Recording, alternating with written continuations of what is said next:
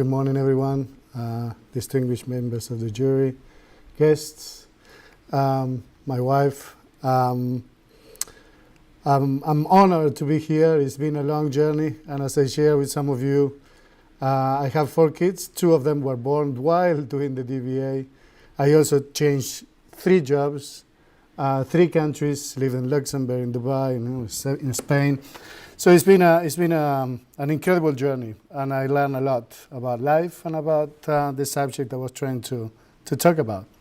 I hold a bachelor degree in business, and I have an MBA, and I'm defending my PhD thesis, or my doctoral thesis, in fact, on critical success factors for cloud, SaaS, and artificial intelligence ecosystems. And it's been 34 years that I've been working in the IT industry. I've been experiencing this technology, and I was always curious about what makes some companies very successful and some others not so successful. And always intrigued me, but I couldn't devote the time needed to really understand the causes that trigger success or failure. So the work that I did over these 6 years was to investigate this in looking at the literature existing on the concepts explored, but also interviewing top executives in the most well-known companies in the world in this matter to gather their opinion, their thoughts. And I will share with you what I did throughout the next 20 minutes. So the structure of the presentation is, of course, in a brief introduction I shall share with you, a little bit on the theoretical background, the research question that I asked myself, and the methodology followed, what were the findings, most importantly, what were the managerial impact of this work, and the discussion and the conclusion. Of course, the most important piece, the dialogue with you after this short presentation. So most of you have interacted with the most famous platforms in the world, Amazon, Airbnb, Uber. They brought to our attention the platform economy. What for me is one of the key concepts around what I'm researching, which is the platform economy and multi-sided networks. That's the beginning of the story. And everybody got very excited about this platform economy. Now everybody wants to have a platform. And a lot of people are investing a lot of money to create a product that will become a platform that will be very successful and valued in the billions in the market. But not all of them succeed. In fact, very few succeed. So what makes them succeed or failure are the keys of this research. Underlying this company's success, like Amazon, Airbnb, Uber, and many, many others, is the technology that I want to share with you, which is cloud technology, artificial intelligence, and software as a service. These companies use cloud, artificial intelligence, and software as a service as the backbone of their offering. Without this technology, there wouldn't be a platform economy. So this is why this technology is so important. And then you saw Google, Microsoft, SAP. I'm sure you are familiar with these names, IBM, which are companies that create and expand this technology to offer more services to the enterprise customers that they serve. So why is this important? As I shared a few times throughout this dialogue, if you are creating software, if you want to provide professional services around the technology, if you don't know how to play this game, you will not succeed. So the spirit of this research is to outline what were the critical success factors that made some of the winners winners, and what could be a roadmap for companies to follow to be successful. So the primary research question was, how do cloud, SaaS, and AI companies become successful? How do they drive business growth? And there are some traditional myths and misconceptions in the market that without massive investments, no one will be successful. If you are not the best technologically, you will not succeed. And you can go alone to the market and win. I was with Amazon Web Services in 2015 when they launched several cloud businesses in Europe, Middle East, and Africa. And they did not work with partners. They did not have an ecosystem. And they wanted to create an ecosystem around the technology because they were failing to penetrate the enterprise market. Amazon was the creator of the cloud in a way for the massive consumption, but they thought that they could go alone to the market, and they were failing. So they learned that they needed an ecosystem around them to be successful. The same happened with Google. I joined Google 4 years ago to create an ecosystem around the technology because they thought that they were going to succeed with the same way they did it with the search engine or other products, that they could go directly to the consumer and that will work. That doesn't work in the enterprise market if you don't have an ecosystem. And that's why having an ecosystem is extremely important. So some of the companies that I researched were companies that may come across your life in the past or not, but these are the best and biggest companies in cloud, SaaS, and AI. Salesforce.com, the creator of software as a service, Google, Microsoft, Amazon, SAP, Alibaba, and then some of the companies that are providing professional services and transforming other companies with their advice. PricewaterhouseCoopers, Boston Consulting Group, Deloitte, Accenture, Capgemini, Tata Consulting Services, IBM, Wipro, and then some of the biggest software as a service companies in the world. Splunk, Oracle, Adobe, Shopify, Zoom, ServiceNow. Some of the biggest chip manufacturers in the world that you will see every time you open the news in your phone. NVIDIA, Intel, C3 AI, Palantir, OpenAI with ChatGPT. So those are some of the companies that I researched. The collection of data took place between January 2018 and June 2024. We did a comprehensive literature review that I will share more about in the next few slides and looked at industry publications. As I shared at the beginning of the introduction, I interviewed over 50 executives in the best companies in the world with presence in Asia Pacific, Europe, Middle East, and Africa, and the Americas, North, Central, and South. I followed the grounded theory with Georgia methodology, and for those that have the document of the thesis, you will see how I use Post-it notes and try to build up from the comments that I found from the interviewees. About the literature review, I did a search, and my final search was in 2023, where I found 1.2 million papers talking about platforms. So I had to canvas the ocean to start getting things that were going to be meaningful for this research. So I use a powerful software called RTRev, which helps with biography and bibliometric analysis. I did bibliometric Kaplik analysis and co-citation analysis to find the biggest trends and the most co-cited authors to try to identify what were the key concepts that were emerging from this research. Of course, what I shared in the introduction, network effects. So the more people join your platform, the more people on the other side will join the platform. I remember famously quoted Jeff Bezos, the founder of Amazon. He said, platforms are brokers. We are brokers between the readers and the writers, between the buyers and the sellers. So network effects is extremely important. The more drivers you have in Uber, the more people will want to be on Uber to be carried by them. If you don't have many drivers, you don't have many people that will want to be on those cars. So those are the network effects. Platform leadership, how to be a leader in a platform, what technological architecture you need in the platform to be a leader, and ecosystem innovation, how to create an ecosystem around your technology that will help you to grow and use others to further expand the value of your platform. For example, everybody has a phone, Android or Apple. You have a lot of apps. So the platform is this operating system, Android or Apple. All the apps that you have, those are complementors. The more apps you have, the more people will be happy using them. The more people using them, the more people will develop more apps. So you're creating jobs for the people that are developing the apps. The same applies in this industry, the cloud, SaaS, and AI industry, where a lot of people are developing software for other people to consume. But you need a platform to make them visible and to build more value around them. So some of the key authors, of course, I'm standing on the shoulder of giants when I talk about this because I've been learning through the people that I read about. And you can see them on the screen, but Gower and Kusumano probably are some of the most famous authors around this topic from 2010 when they started writing. So the gap in the literature that I wanted to share with you is that I was firmly decided not to do a meta-analysis of what other people researched. I wanted to do my own research. And it was extremely important for me because I wanted to bring something from the field. I felt that the literature that I had reviewed with over 900 papers analyzed lacked in many areas. First, they were not specific about cloud, SaaS, and AI ecosystems. They were not talking about the frameworks, the theoretical frameworks that were presented had no empirical validation.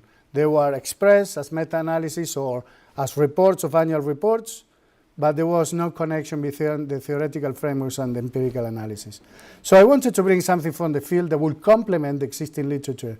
So I found the gap, and the gap that I found was how these companies that create this technology become successful. And that's how I designed my research, to ask people in the field how they felt about different things related to this.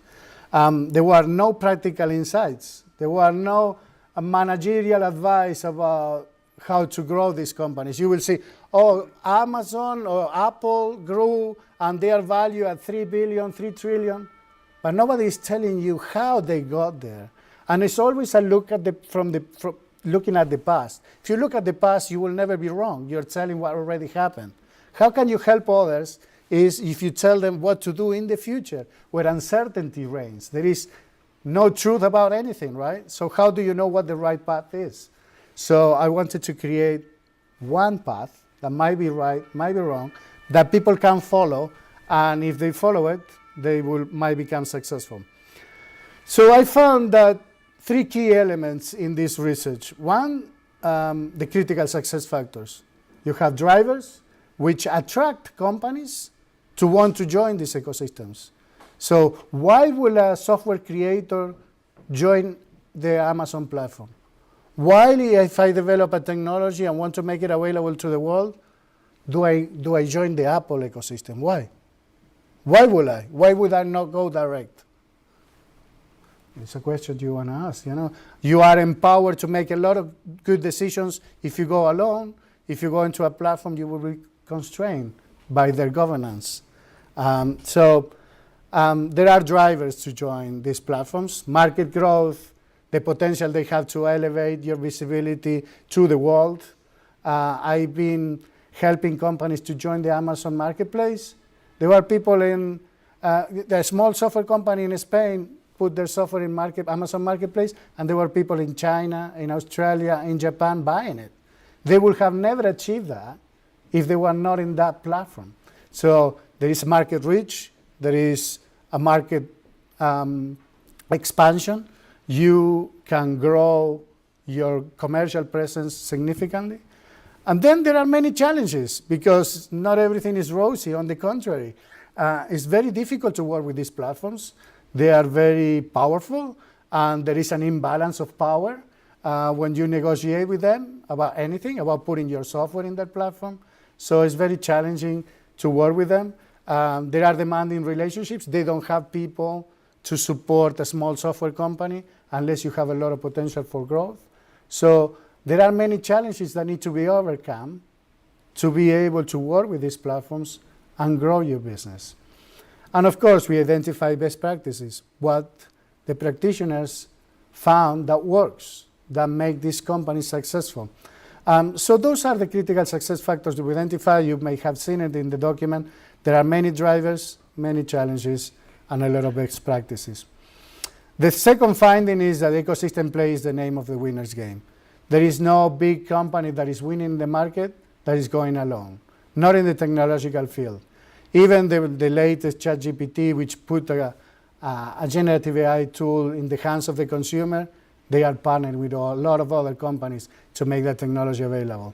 And the growth will come from the enterprise usage of this technology, not just from the consumer.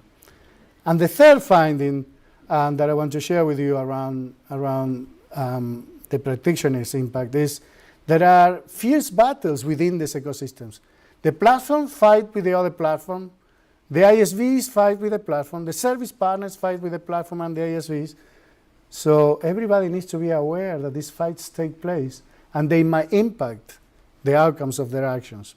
So those are the 3 main findings of this research, which led me some managerial impact conclusions or recommendations. First, the outline of the ecosystem. What is it? When you talk about ecosystem, what are you talking about?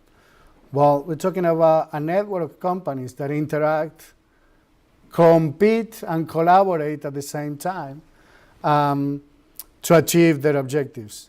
The main players, I wish could stand up. I like to move and touch the screen, but the setting is that we should be here. So, but I wanted to share with you the customers are the defining factor, of course. They choose what technology they want based on their business needs. But sometimes they are influenced. Not every customer chooses whatever they really, really want. They choose what they can make work in their environment, and there are many elements at play. They usually work, the enterprise customer will work with a service partner. That you can see on the top of the screen, you can see customers.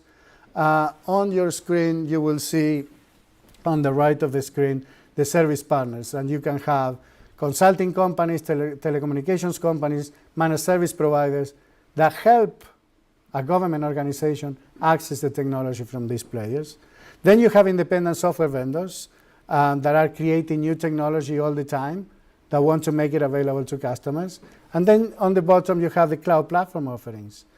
And interactions can take place in many, many forms. Sometimes the independent software vendor will sell their technology through the cloud platform to the customer. And sometimes the technology passes from the independent software vendor to the cloud platform, and then from the cloud platform to the service partner, and then the service partner offers to customers.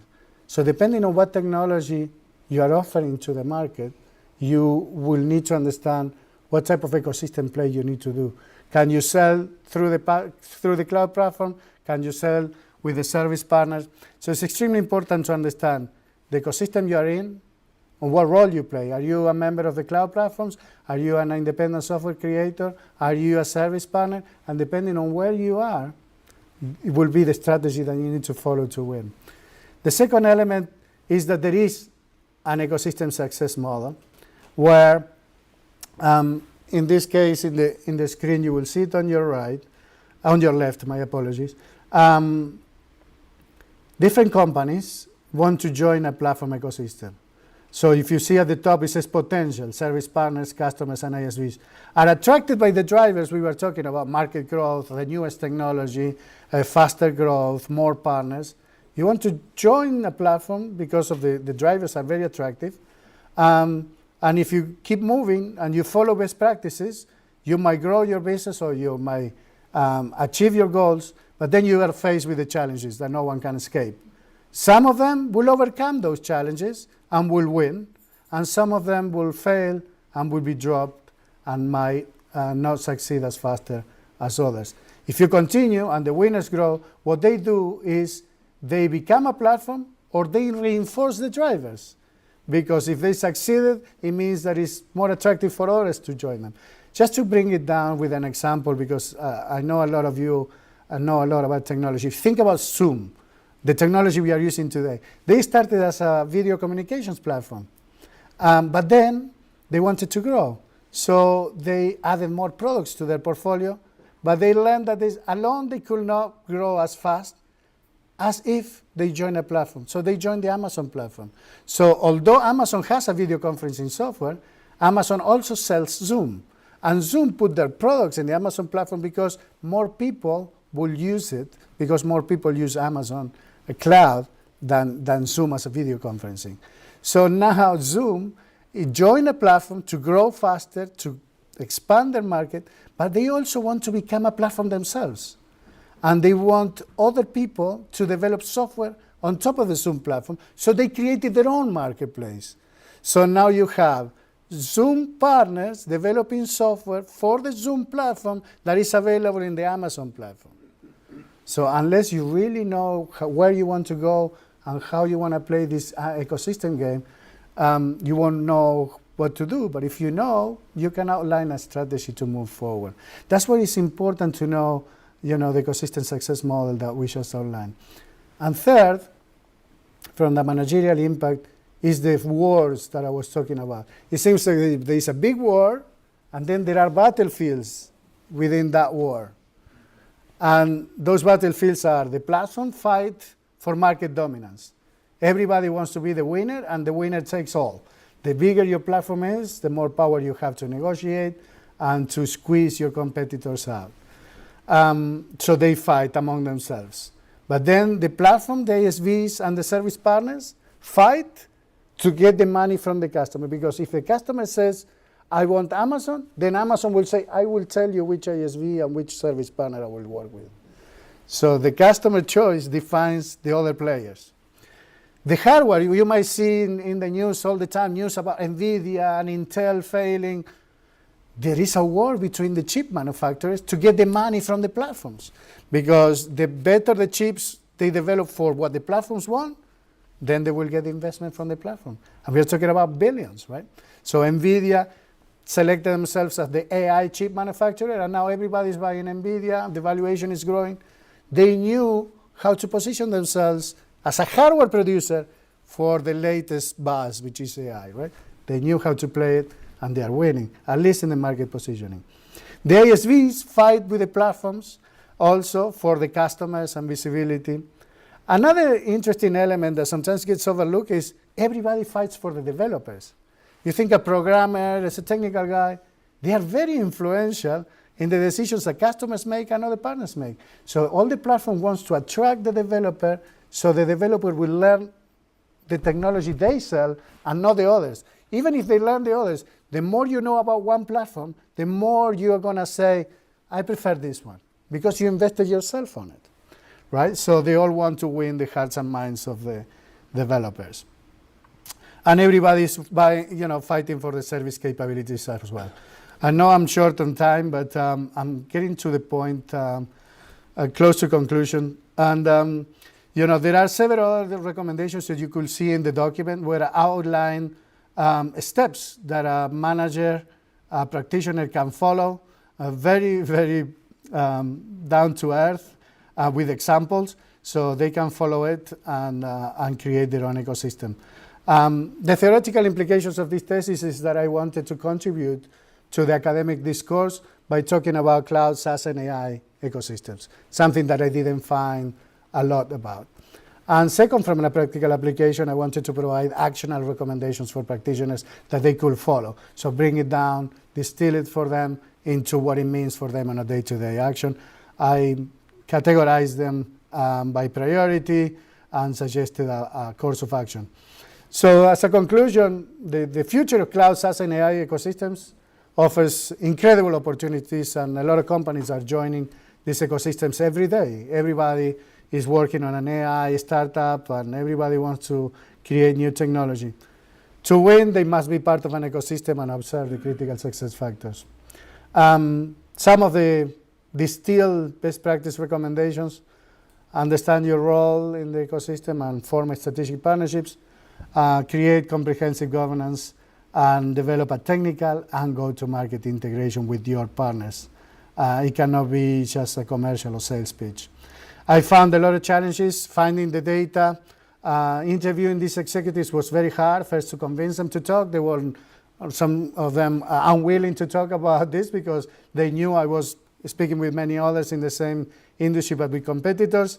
And also the rapid technological change. When I started this research, I was working on AI, but not on consumer AI. And ChatGPT brought consumer AI to the forefront. So now everybody talks about it. So we needed to adapt. The study has limitations, many of them. Geographical scope. I did an interview with people working for Alibaba or for Orange.